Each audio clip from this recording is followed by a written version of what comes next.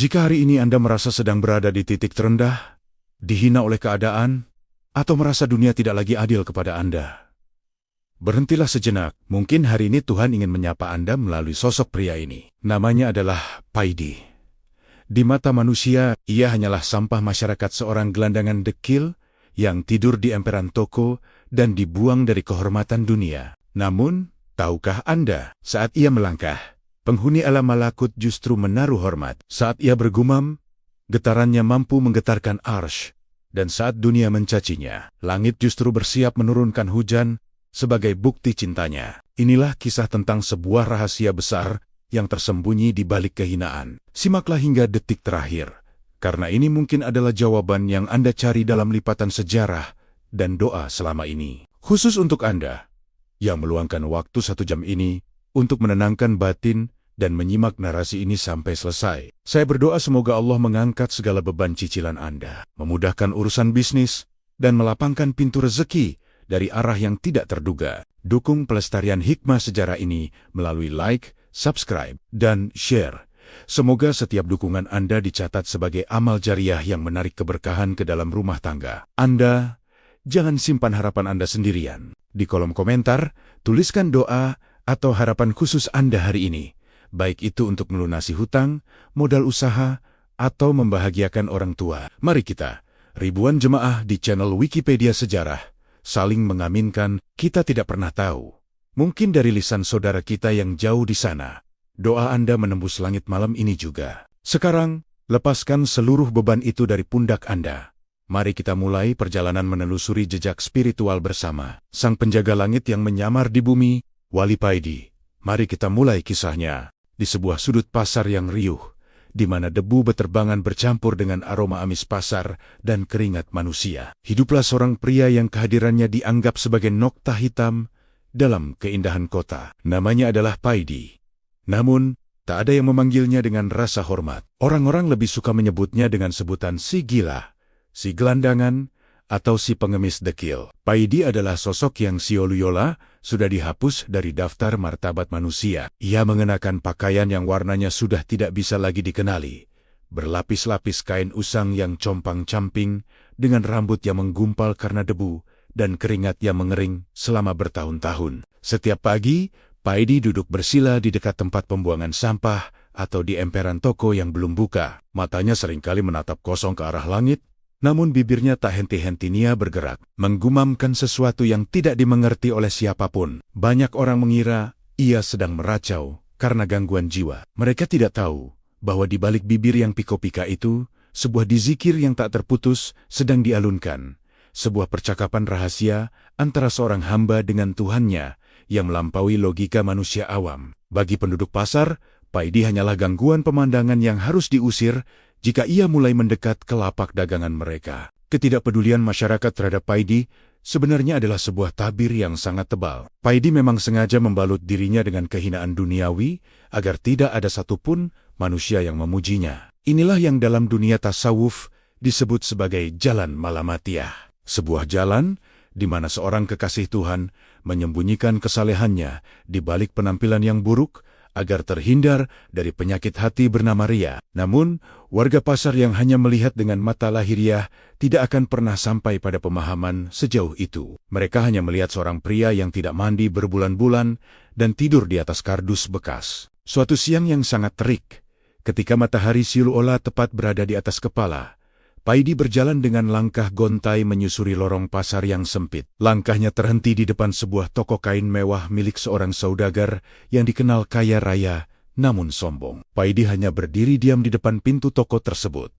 Matanya yang sayu menatap hamparan kain sutra yang indah di dalam sana. Tanpa alasan yang jelas, ia tertawa kecil, seolah-olah melihat sesuatu yang lucu dari kemewahan yang dipamerkan di hadapannya. Melihat sosok dekil itu berdiri di depan tokonya, sang saudagar merasa murka. Ia merasa kehadiran Paidi akan menjauhkan para pembeli kaya dan mencemari kemewahan tokonya. Dengan suara menggelegar, sang saudagar menghardik Paidi, menyuruhnya pergi sejauh mungkin. Tak cukup dengan kata-kata kasar, ia memerintahkan anak buahnya untuk mendorong Paidi hingga terjatuh ke atas tanah yang becek. Paidi tidak melawan, ia justru tersenyum lebar. menunjukkan deretan giginya yang kuning, seolah-olah dorongan itu adalah sebuah pelukan hangat. Ia bangkit perlahan, mengibaskan debu dari bajunya yang memang sudah kotor, lalu kembali berjalan tanpa ada rasa dendam sedikit pun di wajahnya. Kejadian itu disaksikan oleh banyak orang. Namun tak ada satupun yang membela Paidi. Bagaimanapun, dalam hukum sosial pasar itu, seorang gelandangan tidak memiliki hak untuk merasa tersinggung. Namun, di tengah hiruk-pikuk makian tersebut, sebuah mobil hitam mewah berhenti tepat di depan pasar. Dari dalamnya keluar seorang pria tua bersorban putih, bersih dengan wajah yang sangat teduh. Beliau adalah seorang kiai sepuh, ulama besar yang sangat dihormati di wilayah tersebut, yang kata-katanya dianggap sebagai hukum dan doanya selalu dinanti oleh ribuan santri. Kehadiran sang kiai membuat pasar yang tadinya gaduh menjadi sunyi seketika. Sang saudagar pemilik toko kain tadi segera berlari keluar,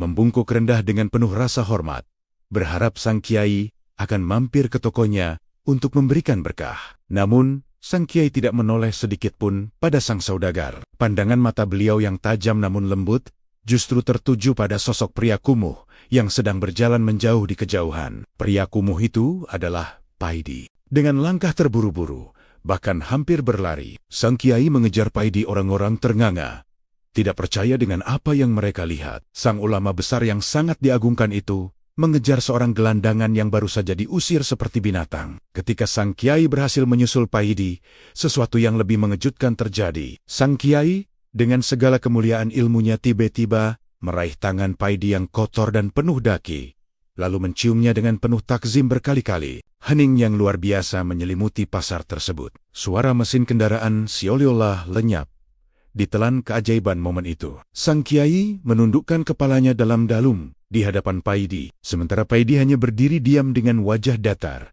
seolah-olah apa yang dilakukan sang ulama adalah hal yang biasa. Sang saudagar yang tadi mendorong Paidi hanya bisa terpaku dengan mulut terbuka.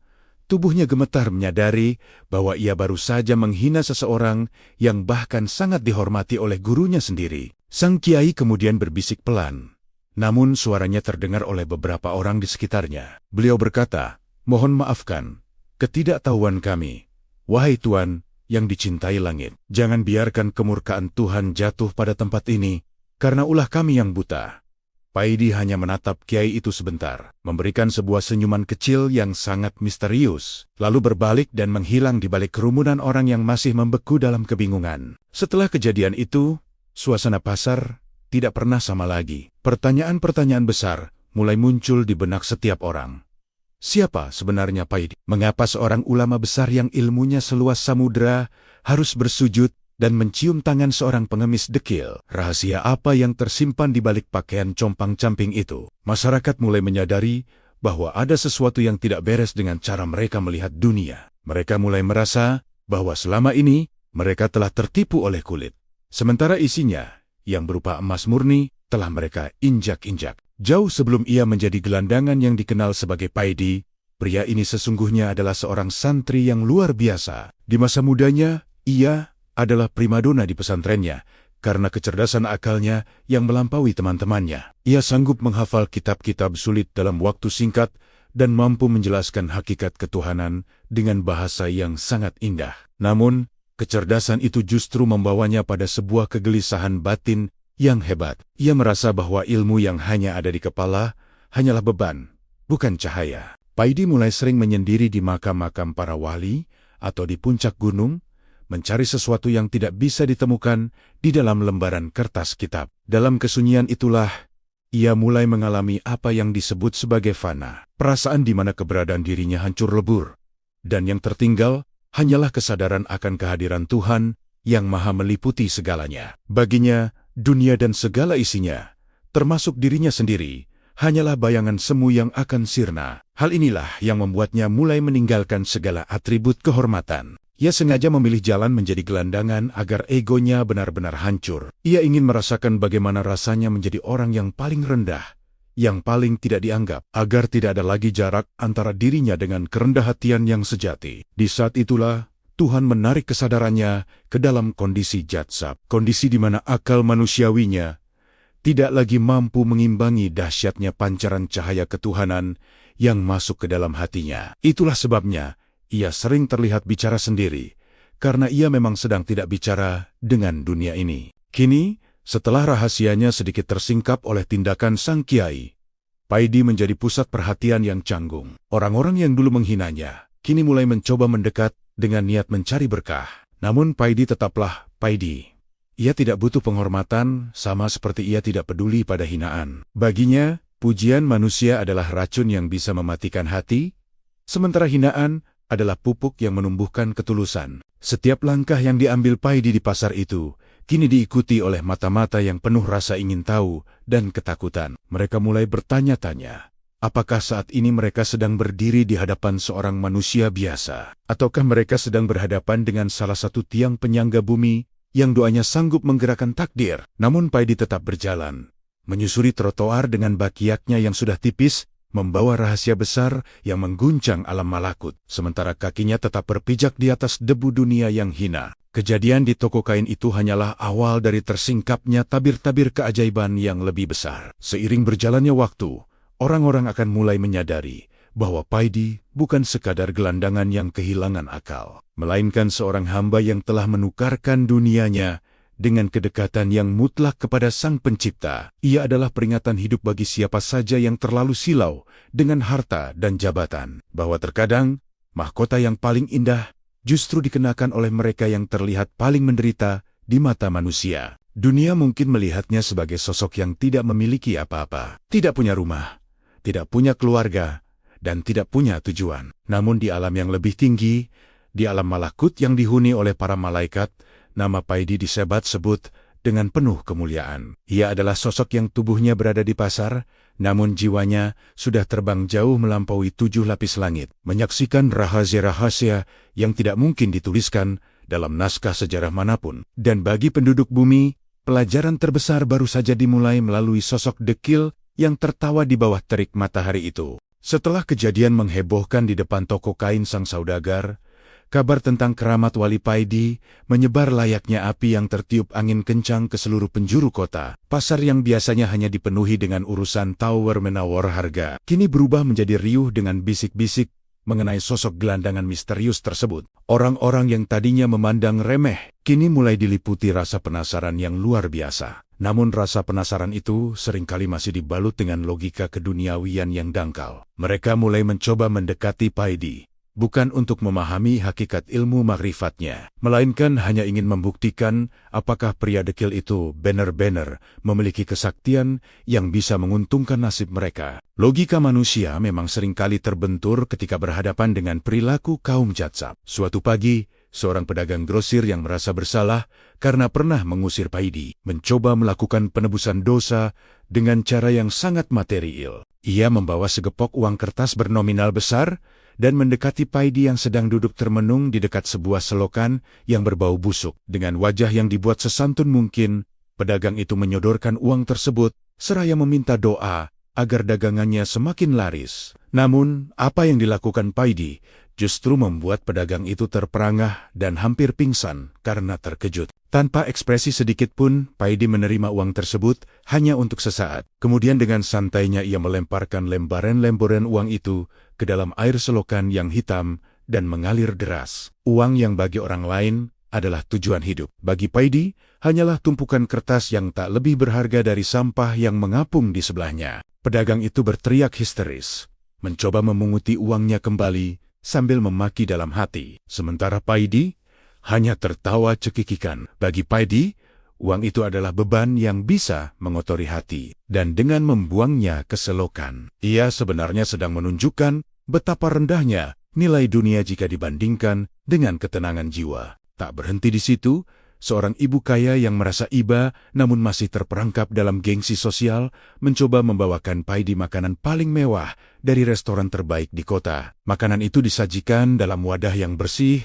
Aromanya sangat menggugah selera bagi siapapun yang menciumnya. Namun, Paidi yang sudah berhari-hari terlihat tidak makan, justru melakukan hal yang di luar nalar. Ia memanggil seekor anjing jalanan yang kurus dan penuh koreng yang sedang melintas di dekatnya. Dengan penuh kasih sayang, Paidi memberikan seluruh makanan mewah itu kepada sang anjing. Sementara ia sendiri kembali mengunyah sisa kerak nasi yang sudah kering dan hampir basi. Tindakan itu bukanlah tanpa makna. Paidi sedang memberikan pelajaran bisu bahwa nafsu manusia seringkali lebih rakus daripada hewan. Ia lebih memilih memberi makan makhluk yang kelaparan tanpa mengharapkan pujian, daripada memakan hidangan mewah yang diberikan atas dasar rasa kasihan yang penuh kesombongan. Logika orang-orang yang menyaksikan kejadian itu benar-benar terbentur. Mereka bertanya-tanya, apakah Paidi memang benar-benar gila?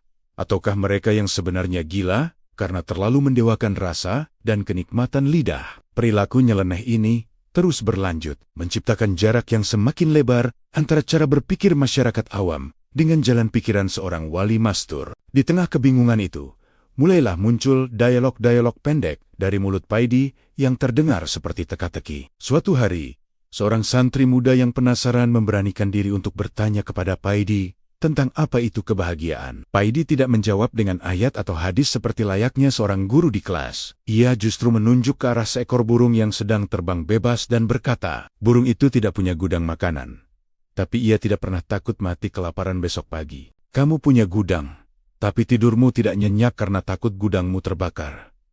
Jadi, siapa yang sebenarnya merdeka? Kalimat sederhana itu menghujam jantung sang santri, menyadarkannya bahwa ilmu yang ia pelajari selama ini masih sebatas kulit, belum meresap ke dalam sumsum keyakinan. Kisah-kisah tentang perilaku aneh Paidi ini akhirnya memicu fenomena yang lebih ajaib lagi, yang mulai menyentuh ranah karomah atau mukjizat kecil yang diberikan Tuhan kepada para kekasihnya. Salah satu kejadian yang paling sering dibicarakan adalah peristiwa bilokasi, atau kemampuan berada di dua tempat berbeda dalam waktu yang bersamaan. Suatu sore, seorang pedagang pasar yang baru pulang dari ibu kota bercerita dengan gemetar bahwa ia melihat Paidi sedang duduk khusyuk di depan Ka'bah di Mekah, mengenakan kain ihram yang putih bersih dan wajah yang bersinar sangat terang. Padahal, di saat yang bersamaan, orang-orang di pasar kota mereka tahu betul bahwa Paidi sedang tertidur pulas di bawah kolong jembatan dengan pakaian dekilnya yang biasa. Ketika pedagang itu kembali ke pasar dan melihat Paidi yang sedang menggaruk-garuk kepalanya di pinggir jalan, ia hampir terjatuh karena lemas.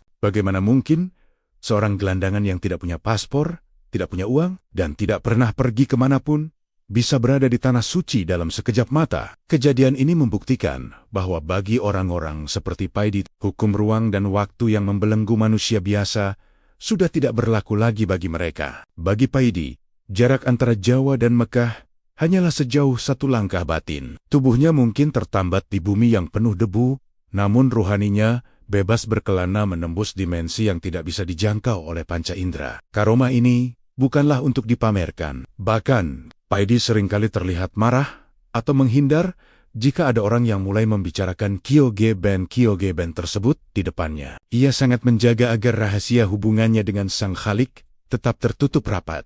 Karena bagi seorang wali, karomah adalah ujian, bukan kebanggaan. Semakin besar karomah yang tampak, semakin besar pula tanggung jawab untuk tetap merasa bukan siopa-siopa di hadapan Tuhan.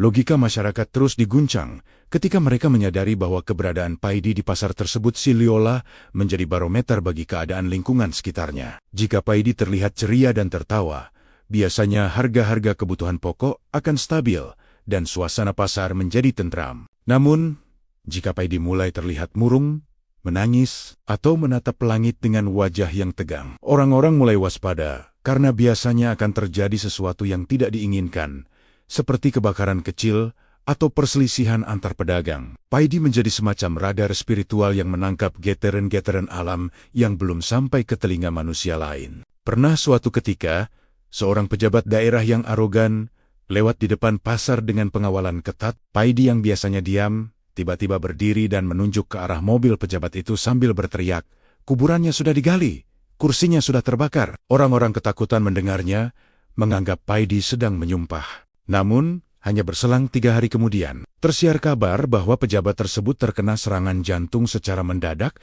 tepat saat ia sedang duduk di kursi kerjanya yang baru. Ramalan, atau lebih tepatnya, penglihatan Paidi ini membuat banyak orang mulai menjaga lisan dan perbuatan jika berada di dekatnya. Meskipun karomahnya mulai nyata, Paidi tetap konsisten dengan gaya hidupnya yang menghina diri sendiri. Ia seringkali terlihat membersihkan kotoran di sudut-sadit pasar yang paling menjijikan dengan tangan kosong. Baginya, Membersihkan kotoran duniawi adalah simbol dari membersihkan kotoran batin. Ia ingin menunjukkan bahwa tidak ada pekerjaan yang rendah di dunia ini, kecuali pekerjaan yang didasari oleh kesombongan. Para kiai dan ulama yang memahami hal ini seringkali datang hanya untuk sekadar duduk di dekat Paidi tanpa bicara sepatah kata pun, karena bagi mereka, diamnya Wali Paidi adalah pelajaran yang lebih dalam daripada 1000 ceramah. Logika yang terbentur ini pada akhirnya membagi masyarakat menjadi 2 kelompok. Kelompok pertama adalah mereka yang mulai mengagumi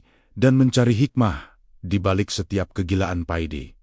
Mereka mulai belajar untuk tidak lagi menilai seseorang dari bungkusnya dan mulai melatih mata batin mereka. Kelompok kedua adalah mereka yang tetap pada egonya, merasa bahwa Paidi hanyalah faktor kebetulan yang dilebih-lebihkan. Namun, baik yang percaya maupun yang benci, tidak ada yang bisa membantah bahwa kehadiran pria dekil itu telah mengubah frekuensi batin seluruh penghuni pasar. Seringkali, di malam yang sepi, Paidi akan naik ke atap sebuah bangunan tinggi atau duduk di tengah lapangan yang gelap. Di sana, ia akan menengadah ke bintang-bintang dan menangis terseduh-seduh. Tangisannya bukan karena lapar atau dingin, melainkan karena kerinduan yang sangat hebat kepada sang kekasih. Di saat-saat seperti itulah, seringkali terlihat cahaya redup yang sioliola turun dari langit menyelimuti tubuhnya. Mereka yang kebetulan melihat kejadian itu hanya bisa terdiam dengan bulu kuduk berdiri, menyadari bahwa di hadapan mereka ada seorang penguasa makrifat yang sedang berdialog dengan penghuni alam malakut. Paidi tidak pernah meminta untuk diikuti, tidak pernah meminta untuk dijadikan guru, dan tidak pernah meminta 1 rupiah pun dari siapapun. Ia adalah personifikasi dari kemerdekaan sejati. Merdeka dari keinginan dipuji, dan merdeka dari rasa takut dicaci. Kehidupannya adalah sebuah tamparan keras bagi logika materialisme yang selama ini diagung-agungkan oleh manusia modern. Di saat orang berlemba-lemba mencari panggung, Paidi justru berlemba-lemba untuk menghilang. Di saat orang sibuk membangun rumah mewah, Paidi justru merasa cukup dengan langit sebagai atap dan bumi sebagai alas tidurnya. Perjalanan spiritual Paidi di babak ini adalah tentang bagaimana kebenaran yang hakiki seringkali tampak sebagai kegilaan di mata mereka yang hanya mengejar bayang-bayang dunia. Karomah-karomah yang muncul hanyalah percikan kecil dari api cinta yang berkobar di dalam dadanya. Namun, percikan kecil itulah yang sanggup membakar logika-logika kaku yang selama ini membelenggu pikiran masyarakat. Paidi terus berjalan dengan bakiaknya, membiarkan debu menempel di kakinya, sementara hatinya terus terbang menembus hijab-hijab yang membatasi antara hamba dan Tuhannya, membawa sebuah pesan yang belum selesai disampaikan kepada dunia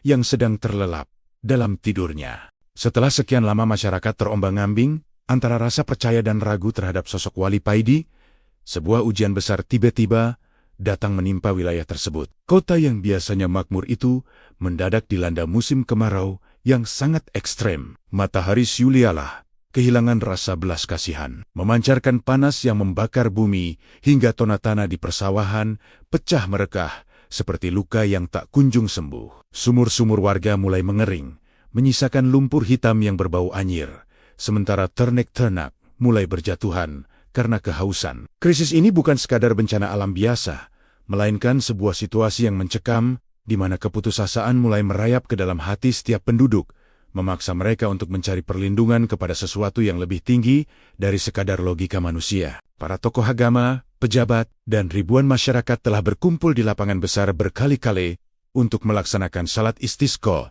memohon turunnya hujan dengan penuh kekhusyukan. Namun, langit tetap membisu. Awan hitam yang diharapkan tak kunjung menampakkan diri, dan panas justru terasa semakin menyengat dari hari ke hari. Dalam situasi yang buntu itu, kepanikan mulai berubah menjadi kemarahan dan ketidakpercayaan. Di tengah kebingungan masal inilah, nama Wali Paidi kembali mencuat. Beberapa orang yang pernah menyaksikan keramatnya mulai berbisik-bisik bahwa mungkin hanya doa dari mulut sang gelandangan itulah yang mampu menembus tirai langit yang terkunci rapat. Namun, sebagian besar orang masih merasa ragu bagaimana mungkin nasib sebuah kota bergantung pada doa seorang pria yang bahkan tidak pernah terlihat bersuci dengan cara yang benar di mata mereka. Paidi sendiri tampak tidak terpengaruh oleh kegemparan tersebut. Ia masih setia dengan sudut pasarnya.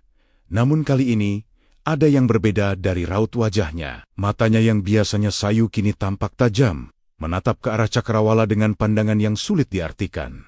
Ia tidak lagi tertawa cekikikan seperti biasanya. Ia tampak sedang memikul beban yang sangat berat.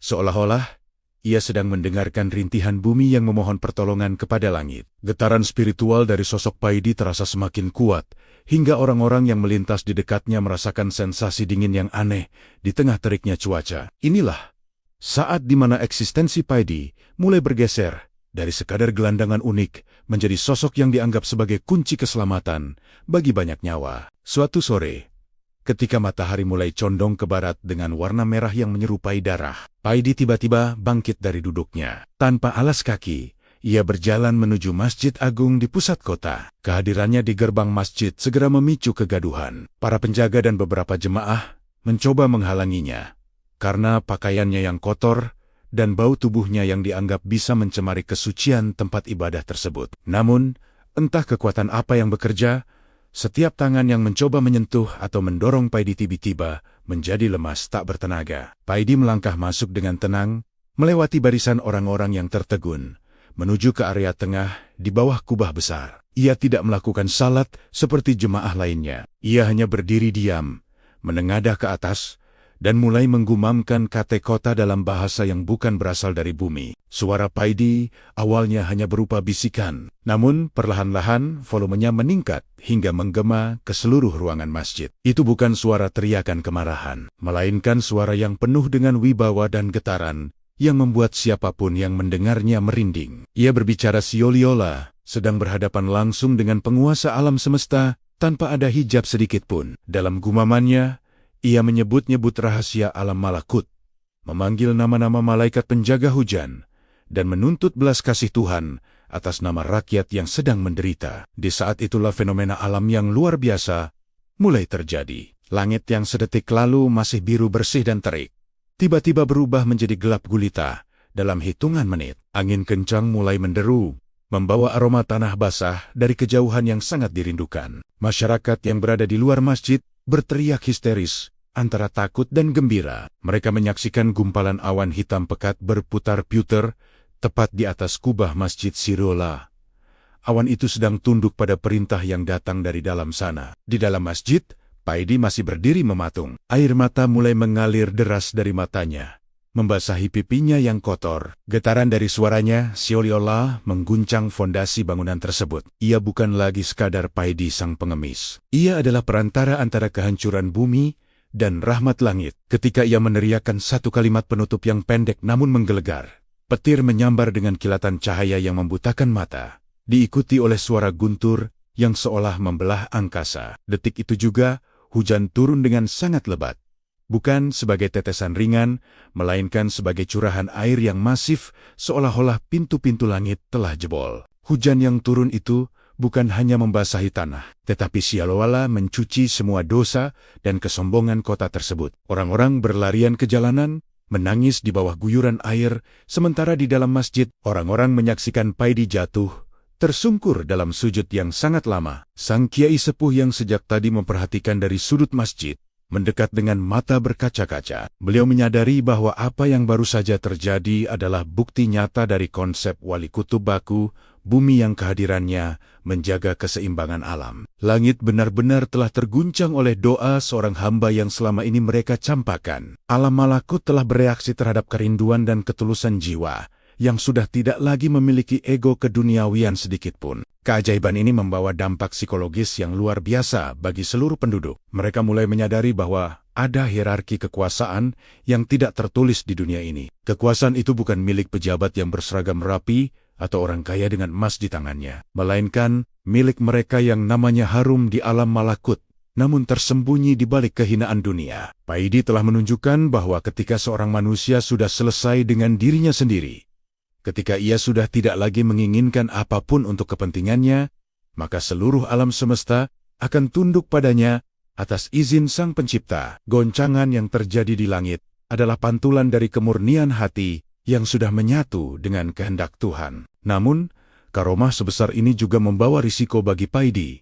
Semakin besar cahaya yang ia pancarkan, semakin besar pula ujian yang akan datang. Meskipun ia telah menyelamatkan kota dari kekeringan, masih ada hati-hati yang tertutup oleh kabut dengki dan kesombongan intelektual. Beberapa orang mulai merasa terancam dengan kekuatan spiritual Paidi yang tidak terkendali oleh aturan sosial manapun. Mereka mulai merancang tuduhan bahwa apa yang dilakukan Paidi adalah sihir atau bentuk kesesatan.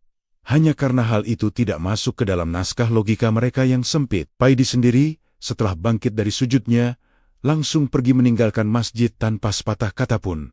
Kembali ke jalanan yang kini sudah basah dan becek, seolah-olah ia tidak pernah melakukan hal besar apapun. Bagi Paidi, pujian setelah hujan ini lebih menakutkan daripada kemarau panjang yang baru saja lewat. Ia tahu bahwa mulai sekarang, orang-orang akan mengejarnya bukan lagi untuk mencaci, melainkan untuk mengkultuskannya. Dan bagi seorang wali mastur, dikultuskan adalah bentuk kematian sebelum ajal menjemput. Ia harus kembali menyusun siasat untuk merendahkan dirinya kembali, agar rahasianya tetap terjaga di antara kerumunan manusia yang mudah terpukau oleh keajaiban fisik, namun buta pada hakikat makna. Di malam setelah hujan itu, Paidi duduk di bawah jembatan, menggigil kedinginan, namun hatinya hangat, karena ia tahu bahwa tugasnya sebagai pelayan rahasia Tuhan telah dilaksanakan dengan sempurna tanpa harus kehilangan statusnya sebagai orang gila di mata dunia. Kisah tentang hujan ini menjadi babak paling dramatis dalam sejarah kota tersebut. Nama Wali Paidi bukan lagi sekadar dongeng,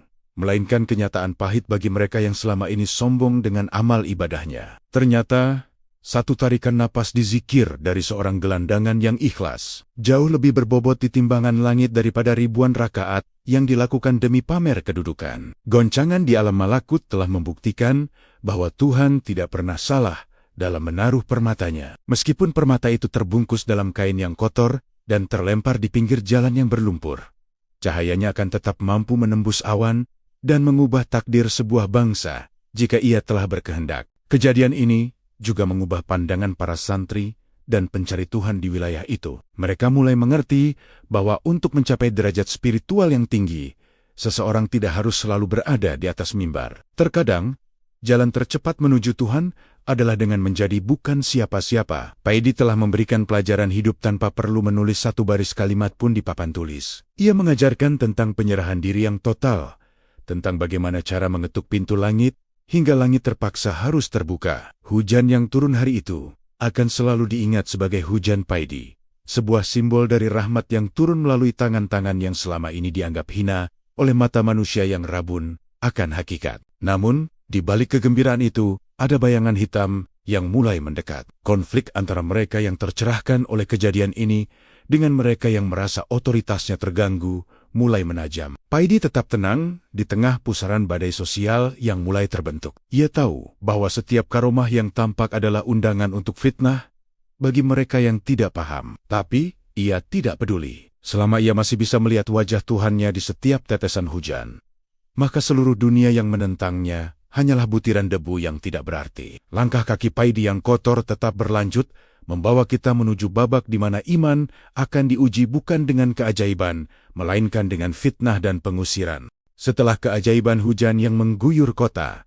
suasana batin masyarakat justru menjadi semakin keruh dan terbelah. Keajaiban memang bisa menyembuhkan tanah yang kering, namun ia juga bisa membakar hati yang penuh dengan kedengkian. Di sudut-sudut kantor pemerintahan dan di serambi-serambi tempat belajar yang kaku, mulai muncul bisik-bisik yang tidak sedap mengenai sosok wali Paidi.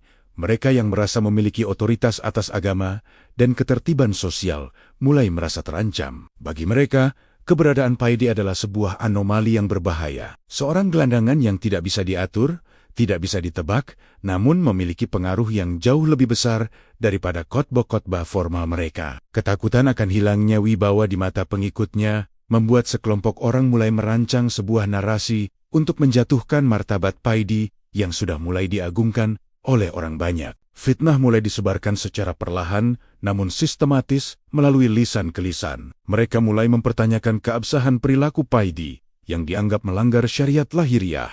Bagaimana mungkin seorang kekasih Tuhan tidak pernah terlihat salat berjamaah di barisan depan? Mengapa ia berpakaian kotor dan bergaul dengan anjing jalanan yang najis? Narasi ini dibangun untuk menggiring opini bahwa karomah yang ditunjukkan Paidi bukanlah berasal dari cahaya ketuhanan, melainkan hasil dari kerja sama dengan kekuatan hitam atau sihir. Bagi pikiran yang sempit, Segala sesuatu yang tidak sesuai dengan buku teks yang mereka hafal dianggap sebagai kesesatan. Kelompok ini mulai menggalang massa, memprovokasi warga yang masih labil imannya untuk segera mengusir Paidi dari kota dengan alasan menjaga kemurnian akidah dan kebersihan lingkungan. Di tengah memuncaknya ketegangan tersebut, ada seorang ulama muda bernama Ustaz Mansur. Ia adalah seorang ahli hukum agama yang sangat cerdas, memiliki hafalan kitab yang luar biasa, namun hatinya masih terbelenggu oleh ego intelektual. Mansur merasa bertanggung jawab untuk meluruskan apa yang ia anggap sebagai kegilaan masyarakat terhadap Paidi.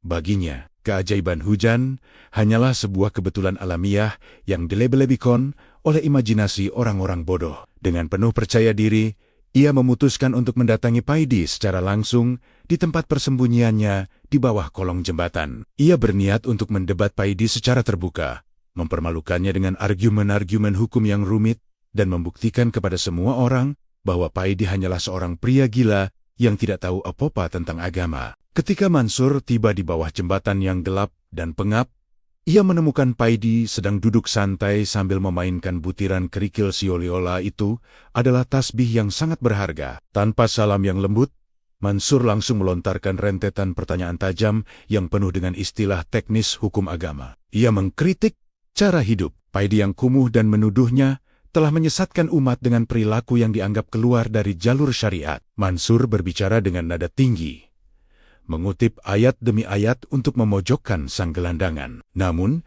Paidi tidak menunjukkan reaksi marah atau takut. Ia hanya menatap Mansur dengan pandangan yang sangat jernih.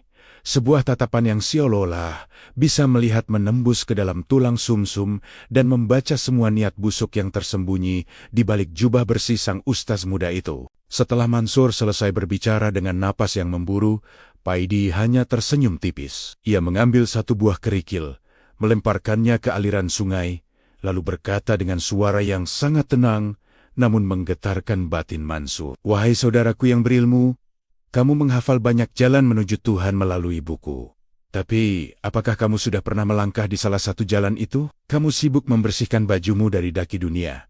Tapi apakah kamu tahu berapa banyak ulat sombong yang sedang menggerogoti hatimu?" Kalimat itu sangat pendek. Namun bagi Mansur, itu seperti petir yang menyambar egonya. Ia terdiam 1000 bahasa. Semua argumen yang sudah ia susun di kepala mendadak menguap begitu saja. Ia merasa siolah seluruh telanjangan jiwanya sedang dipamerkan di hadapan pria yang selama ini ia anggap bodoh tersebut. Paidi kemudian melanjutkan bicaranya tanpa perlu membuka kitab satupun. Ia mulai menjelaskan hakikat cinta dan pengabdian dengan bahasa yang sangat dalam, yang tidak pernah Mansur temukan dalam pengajaran formal manapun. Paidi bicara tentang bagaimana syariat adalah wadah, namun hakikat adalah isinya. Ia menjelaskan bahwa salatnya adalah sebuah percakapan abadi yang tidak pernah berhenti, meski ruku dan sujudnya tidak terlihat oleh mata manusia. Mendengar penjelasan itu, Mansur mulai gemetar. Ia menyadari bahwa ilmu yang ia banggakan selama ini hanyalah tumpukan kertas yang mati, sementara pria di hadapannya ini adalah kitab hidup yang berjalan. Air mata mulai mengalir di pipi sang ustaz muda. Pertempuran batin yang hebat terjadi di dalam dirinya, antara rasa malu karena kesombongannya dan rasa haus akan kebenaran yang baru saja ia rasakan. Sementara itu, di atas jembatan, massa yang terprovokasi oleh fitnah mulai berkumpul dengan membawa obor dan kayu pemukul. Mereka berteriak-teriak menuntut agar Paidi segera keluar dan meninggalkan kota. Mereka merasa memiliki kebenaran karena didukung oleh sebagian tokoh formal. Suasana menjadi sangat mencekam. Massa yang sudah kehilangan akal sehat mulai merangsek turun ke kolong jembatan. Namun, langkah mereka terhenti ketika melihat pemandangan yang tidak pernah mereka bayangkan sebelumnya. Mereka melihat Ustadz Mansur, tokoh yang paling vokal menentang Paidi, justru sedang bersimpuh di atas tanah yang becek, mencium ujung baju kompen camping milik Paidi sambil menangis terseduh-seduh. Pemandangan itu seperti sebuah tamparan keras bagi setiap orang yang hadir di sana. "Berhenti! Jangan ada yang menyentuhnya!" teriak Mansur dengan suara serak. Ia berdiri dan menghadap ke arah massa yang beringas. Dengan wajah yang masih basah oleh air mata, ia bersaksi di hadapan mereka semua bahwa ia adalah orang yang paling berdosa karena telah berprasangka buruk. Ia menjelaskan bahwa Paidi adalah guru sejati yang telah menyelamatkan jiwanya dari penyakit paling mematikan bagi seorang penuntut ilmu, yaitu merasa lebih suci dari orang lain. Masa yang tadinya penuh dengan kemarahan tiba-tiba menjadi hening. Obor-obor yang mereka bawa seolah meredup kalah oleh aura kedamaian yang terpancar dari pertemuan itu. Fitnah yang tadi dibangun setinggi gunung runtuh seketika hanya dengan satu pengakuan dari orang yang paling dipercaya oleh kelompok penentang. Paidi yang melihat kerumunan itu tetap tenang. Ia bangkit berdiri dengan perlahan, mengibaskan debu dari kakinya, lalu menatap kerumunan itu satu persatu dengan penuh kasih sayang. Tidak ada rasa dendam di matanya, meskipun ia hampir saja dihakimi secara massa. Baginya, kemarahan mereka adalah tanda bahwa mereka sedang haus akan cahaya, namun tidak tahu kemana harus mencari. Ia memberikan sebuah pesan terakhir sebelum suasana menjadi lebih emosional. Jangan kalian cari Tuhan di dalam kemarahanmu, karena Tuhan ada di dalam hatimu yang paling damai. Jangan kalian hukum orang dari apa yang ia pakai, karena kalian tidak tahu pembicaraan apa yang terjadi antara dia dengan penciptanya di malam hari. Setelah berkata demikian, Paidi berjalan menembus kerumunan massa yang secara otomatis memberikan jalan dengan rasa hormat dan ketakutan yang mendalam. Konflik ini menjadi titik balik bagi banyak orang di kota itu. Mereka menyadari bahwa agama bukan sekadar tentang aturan yang menghukum, tetapi tentang transformasi batin yang memanusiakan manusia. Pertempuran batin antara ego dan kebenaran yang dialami Ustaz Mansur menjadi cermin bagi semua orang. Fitnah yang semula ditujukan untuk menghancurkan Paidi justru berbalik menjadi sarana untuk menyingkap tabir kegelapan batin masyarakat. Mereka yang tadinya membenci, kini merasa malu. Dan mereka yang tadinya ragu, kini menjadi yakin. Namun, bagi Paidi sendiri, kejadian ini adalah sebuah isyarat bahwa masa penyamarannya di kota ini sudah hampir berakhir. Setiap kali rahasianya terbongkar secara besar-besaran, ia merasa perlu untuk menyingkir demi menjaga kemurnian niatnya. Pertempuran batin ini juga mengajarkan bahwa kebenaran sejati tidak perlu dibela dengan kekerasan. Kebenaran memiliki cahayanya sendiri yang akan tetap bersinar meski mencoba ditimbun oleh tumpukan fitnah yang busuk. Wali Paidi telah membuktikan bahwa diamnya seorang kekasih Tuhan jauh lebih kuat daripada ribuan suara yang berteriak dalam kebencian. Ia telah memenangkan pertempuran tanpa mengangkat senjata, hanya dengan senyuman dan sedikit kata-kata makrifat yang menghujam jantung. Kota itu kini tidak hanya basah oleh hujan fisik yang turun di episode sebelumnya, tetapi juga mulai dibasahi oleh air mata, pertobatan dari hati-hati yang tadinya keras membatu. Di malam yang sunyi, setelah kerusuhan yang gagal itu, Paidi kembali menghilang ke dalam kegelapan lorong-lorong kota. Ia tidak mengambil kesempatan untuk menjadi pemimpin atau pahlawan baru. Ia tetap memilih untuk menjadi gelandangan yang tidak dikenal. Namun kini, setiap kali orang melihat seorang gelandangan di pinggir jalan, mereka tidak lagi berani menghina dengan mudah.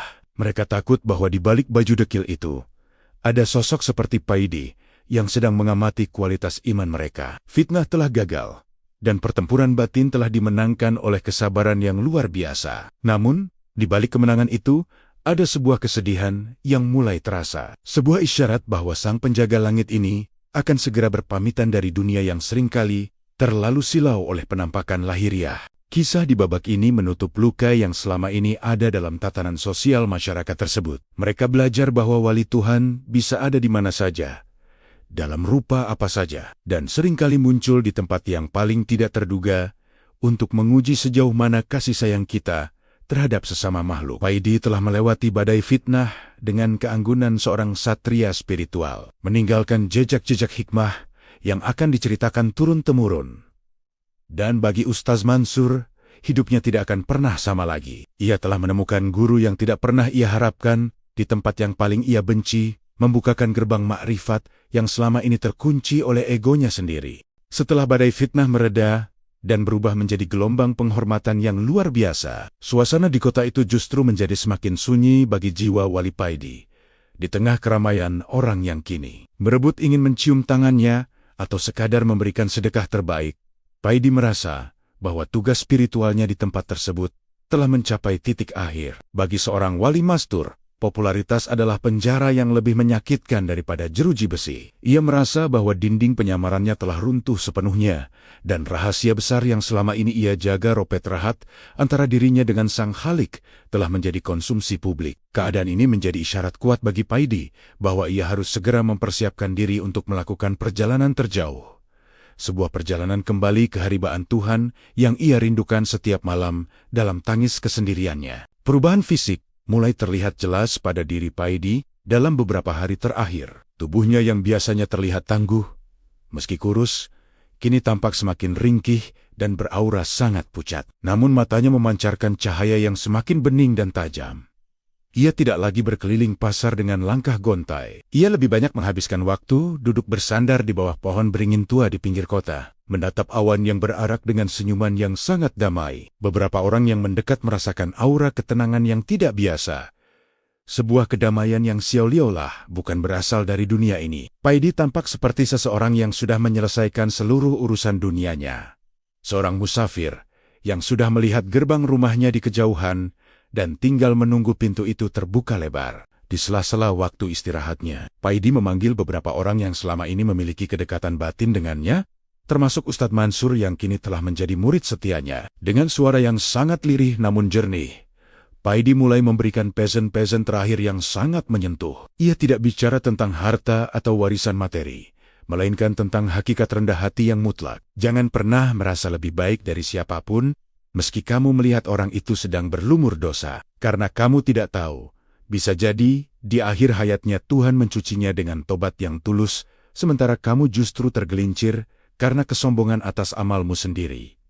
Ucap Paidi dengan napas yang mulai tersengal. Pesan itu seperti wasiat ruhani yang menghujam lubuk hati terdalam bagi siapa saja yang mendengarnya. Malam itu, langit di atas kota tampak sangat bersih, bertaburkan bintang yang bersinar lebih terang dari biasanya. Paidi meminta Ustadz Mansur untuk membantunya duduk menghadap ke arah kiblat. Suasana menjadi sangat khusyuk dan mencekam, seolah-olah seluruh alam semesta sedang menahan napas, menyaksikan detik-detik kembalinya seorang kekasih Tuhan ke pangkuan Sang Pencipta. Paidi memejamkan matanya, bibirnya bergerak sangat halus membisikkan asma Tuhan yang terakhir. Di saat itulah, sebuah keajaiban yang tak terlupakan terjadi. Dari tubuh Paidi yang terbalut pakaian lusuh itu, keluar aroma wangi yang sangat harum, melebihi wangi kasturi atau banggo-bunggon paling mahal di dunia. Aroma itu menyerbak memenuhi area sekitar, membawa rasa tenang yang luar biasa bagi siapapun yang menghirupnya. Beberapa saksi mata yang berada di sana bersumpah melihat secercah cahaya redup berwarna keemasan keluar dari ubun-ubun Paidi dan melesat ke arah langit yang tinggi. Bersamaan dengan itu, Paidi mengembuskan napas terakhirnya dengan raut wajah yang sangat indah. Sebuah senyum simpul menghiasi bibirnya. Seolah-olah ia baru saja melihat keindahan yang tak terlukiskan dengan kata-kata. Wali Paidi, sang gelandangan yang dulu dihina dan dicaci, kini telah berpulang dalam kemuliaan yang tak tertandingi. Tidak ada ratapan yang keras. Yang ada hanyalah isak tangis haru dari mereka yang menyadari bahwa bumi baru saja kehilangan salah satu tiang penyangganya. Kabar wafatnya Paidi segera menyebar, namun anehnya, tidak ada rasa sedih yang kelam, melainkan rasa syukur karena mereka pernah diberikan kesempatan untuk hidup satu zaman dengan seorang kekasih Tuhan. Yang membuat semua orang semakin terheran-heran adalah kondisi jenazah Paidi.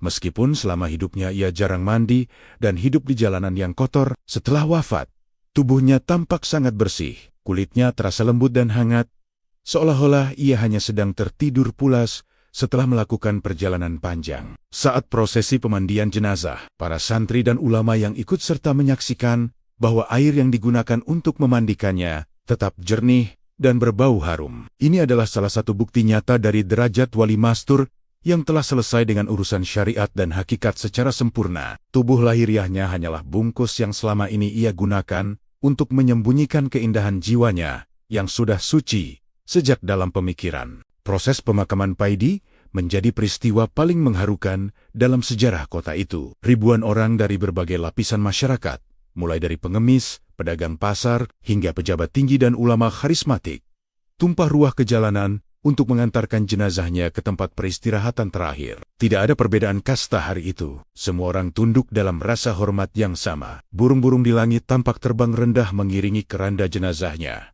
menciptakan pemandangan yang sangat puitis dan penuh magis. Banyak orang yang mengaku merasakan kehadiran ribuan sosok gaib yang ikut mengantarkan Sioluala, para malaikat, dari alam malakut. Memang benar-benar turun ke bumi untuk memberikan penghormatan terakhir kepada rekan sejawat mereka di jalan cinta. Di pemakaman saat jenazah Paidi mulai dimasukkan ke dalam liang lahat, aroma wangi yang tadi sempat memudar kembali muncul dengan kekuatan yang lebih besar. Tanah yang digunakan untuk menutup makamnya terasa sangat ringan dan harum. Setelah nisan kayu sederhana ditancapkan, langit yang tadinya cerah tiba-tiba menurunkan gerimis tipis yang sangat lembut. Padahal tidak ada awan mendung sama sekali. Masyarakat menyebutnya sebagai tangisan langit atas kepergian sang penjaga bumi. Keajaiban demi keajaiban yang terjadi di hari wafatnya Paidi Sioluala menjadi jawaban telak dari Tuhan atas semua hinaan yang pernah diterima oleh pria ini selama masa hidupnya. Tuhan seolah ingin menunjukkan bahwa inilah akhir dari mereka yang berani menghina dirinya demi mengejar cinta sang pencipta. Setelah pemakaman usai, masyarakat tidak langsung bubar. Mereka berdiri mengelilingi makam sederhana itu dalam keheningan yang panjang. Mereka menyadari bahwa selama ini mereka telah melewatkan banyak pelajaran berharga karena terlalu fokus pada penampilan luar. Kepergian Paidi meninggalkan lubang besar dalam struktur spiritual kota tersebut. Namun, di saat yang sama, ia juga meninggalkan benih-benih kesadaran yang mulai tumbuh di hati setiap penduduk. Kini, mereka mengerti bahwa wali-wali Tuhan bisa saja sedang duduk di sebelah mereka di angkutan umum, atau sedang menyapu jalanan di pagi hari, atau mungkin sedang mengais sampah dengan pakaian compang-camping. Rahasia yang tersingkap melalui wafatnya Paidi adalah sebuah tamparan sekaligus pelukan bagi mereka yang ingin mencari Tuhan di jalan kerendah hatian. Ustaz Mansur yang berdiri paling dekat dengan makam, merasa bahwa hidupnya baru benar-benar dimulai saat gurunya itu wafat.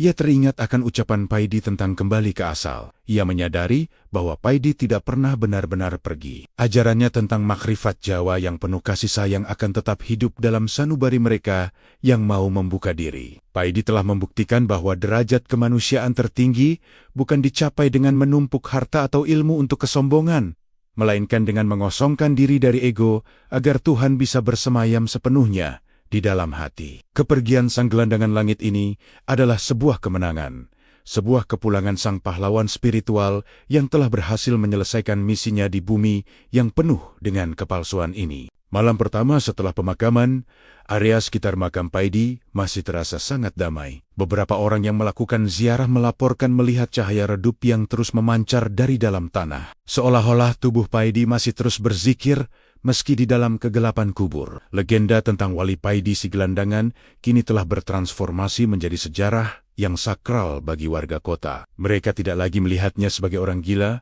melainkan sebagai kompas moral yang mengingatkan mereka untuk selalu bersikap adil dan penyayang. Rahasia tentang jati diri Paidi yang sesungguhnya mungkin sudah tersingkap, namun kedalaman ilmunya tetap menjadi misteri yang akan terus dipelajari oleh generasi-generasi mendatang. Sebagai penutup dari babak kehidupan ini, warga mulai menata kembali hati mereka. Pasar yang dulu menjadi tempat penghinaan bagi Paidi, kini menjadi tempat di mana orang-orang lebih sering berbagi dan tersenyum tulus kepada sesama. Mereka takut jika di antara kerumunan itu masih ada Paidi-Paidi lain yang sedang menyamar untuk menguji kualitas iman mereka. Kematian wali Paidi bukanlah sebuah akhir, melainkan awal dari sebuah kesadaran kolektif tentang pentingnya menghargai setiap nyawa hamba Tuhan tanpa syarat. Cahaya dari alam malakut yang dulu hanya dirasakan oleh Paidi, kini seolah-olah mulai merembes masuk ke dalam rumah-rumah penduduk, membawa sebuah harapan baru, bahwa di dunia yang serba materi ini,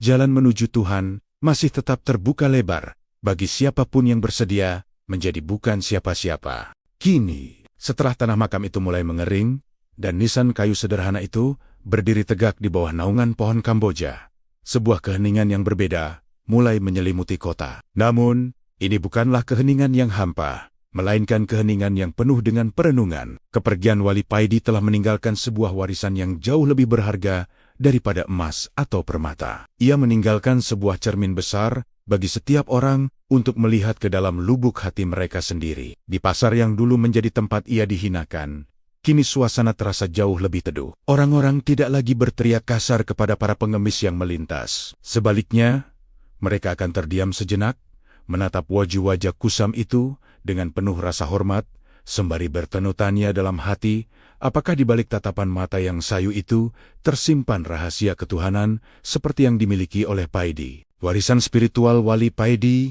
mulai tumbuh dan mengakar kuat dalam setiap sendi kehidupan masyarakat. Mereka yang dulu sangat memuja jabatan dan kekuasaan, kini mulai belajar untuk menundukkan kepala. Mereka menyadari bahwa di hadapan Tuhan, semua atribut keduniawian hanyalah pinjaman yang akan dikembalikan saat kain kafan menyentuh tanah. Ustadz Mansur, yang kini telah menanggalkan segala egonya, sering terlihat duduk di tempat di mana Paidi dulu biasa mangkal. Ia tidak lagi memberikan ceramah yang penuh dengan dalil-dalil hukum yang kaku, melainkan berbicara tentang cinta, tentang bagaimana cara membersihkan hati dari ulat-ulat sombong, dan tentang bagaimana cara mencintai Tuhan melalui pelayanan kepada sesama makhluk yang paling hina sekalipun. Inilah kemenangan sejati dari seorang wali mastur, di mana kematiannya justru menghidupkan hati ribuan orang yang sebelumnya telah mati secara spiritual. Pelajaran terbesar yang ditinggalkan oleh Wali Paidi adalah tentang hakikat ketiadaan. Ia menghabiskan seluruh hidupnya untuk menjadi bukan siapa-siapa, agar Tuhan menjadi segalanya di dalam dirinya. Di dunia yang saat ini begitu terobsesi dengan pengakuan, pengikut, dan popularitas, kisah Paidi adalah sebuah tamparan yang menyegarkan. Ia mengajarkan kita bahwa seringkali jarak terdekat menuju Sang Pencipta tidak ditemukan di atas panggung yang terang benderang, melainkan di lorong-lorong gelap pengabdian yang tidak diketahui oleh siapapun. Keberadaan Paidi telah membongkar kepalsuan kita semua yang seringkali rajin memoles rupa lahiriah, namun membiarkan batin kita penuh dengan kotoran, dengki, dan ria. Warisan ini kini menjadi kompas bagi para pencari Tuhan, bahwa jalan makrifat sejati adalah jalan yang penuh dengan kerendah hatian dan ketulusan tanpa batas. Setiap malam Jumat, makam sederhana Paidi tidak pernah sepi dari peziarah. Namun, mereka datang bukan untuk meminta kekayaan atau kesaktian. Mereka datang untuk memohon agar diberikan hati yang serupa dengan hati Paidi, hati yang tenang meski dihina, hati yang bersyukur meski dalam kekurangan, dan hati yang selalu terhubung dengan alam malakut meski kaki berpijak di atas debu pasar. Seringkali, para peziarah mencium aroma wangi yang sama seperti saat Paidi wafat. Sebuah isyarat bahwa ruh sang wali masih tetap menjaga dan mendoakan keselamatan bagi penduduk kota yang pernah dicintainya dalam diam. Fenomena ini membuktikan bahwa cinta seorang kekasih Tuhan tidak akan pernah terputus oleh maut. Ia melampaui batas dimensi ruang dan waktu, terus mengalir menjadi rahmat bagi semesta alam. Melalui kisah ini, kita diingatkan bahwa sejarah tidak hanya ditulis oleh para raja, panglima perang, atau para pemenang politik. Sejarah sejati justru seringkali ditulis dalam lembaran-lembaran rahasia oleh mereka yang dianggap remeh oleh dunia. Wali Paidi adalah bukti bahwa satu jiwa yang jernih sanggup mengubah frekuensi batin sebuah bangsa. Ia adalah pahlawan yang tidak butuh monumen, karena monumen aslinya telah ia bangun di dalam setiap hati yang kini tersentuh oleh makrifatnya. Warisan ini adalah milik kita semua. Sebuah ajakan untuk kembali melihat sesama dengan mata kasih sayang, bukan dengan mata penghakiman. Karena siapa tahu,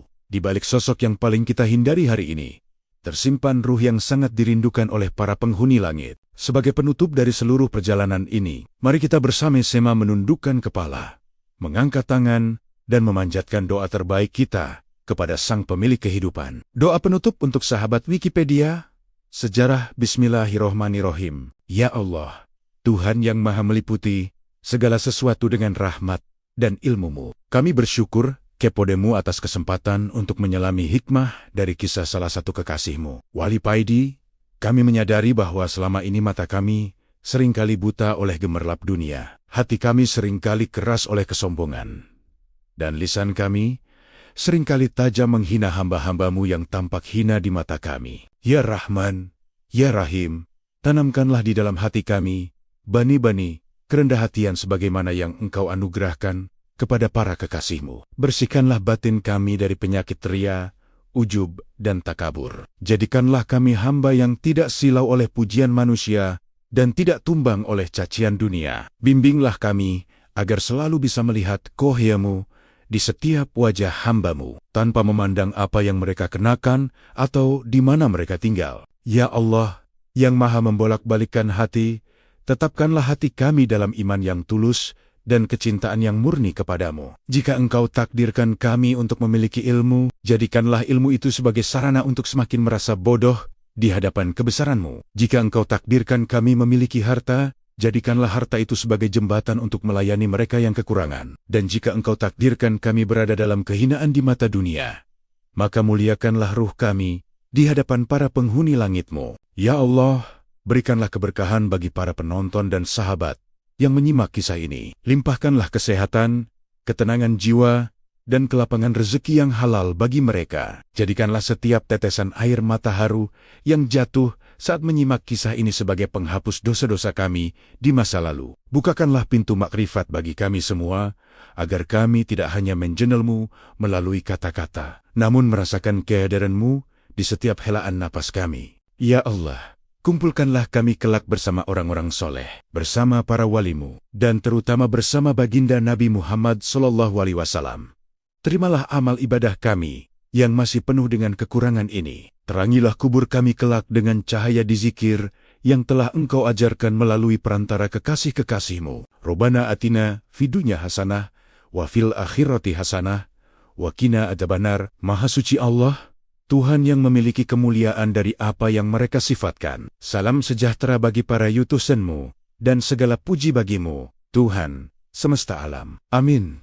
Amin. Ya Rabbal Alamin. Semoga setiap detik yang kita habiskan untuk merenungi kisah Wali Paidi ini menjadi pemberat timbangan kebaikan kita kelak. Sampai jumpa di kisah-kisah penuh hikmah lainnya, di mana sejarah bukan hanya tentang masa lalu, tapi tentang petunjuk bagi masa depan jiwa kita. Teruslah mencari cahaya di dalam kegelapan, dan jangan pernah berhenti untuk menjadi baik, meski dunia tak pernah menyadarinya. Karena sesungguhnya, pengakuan dari langit adalah segalanya.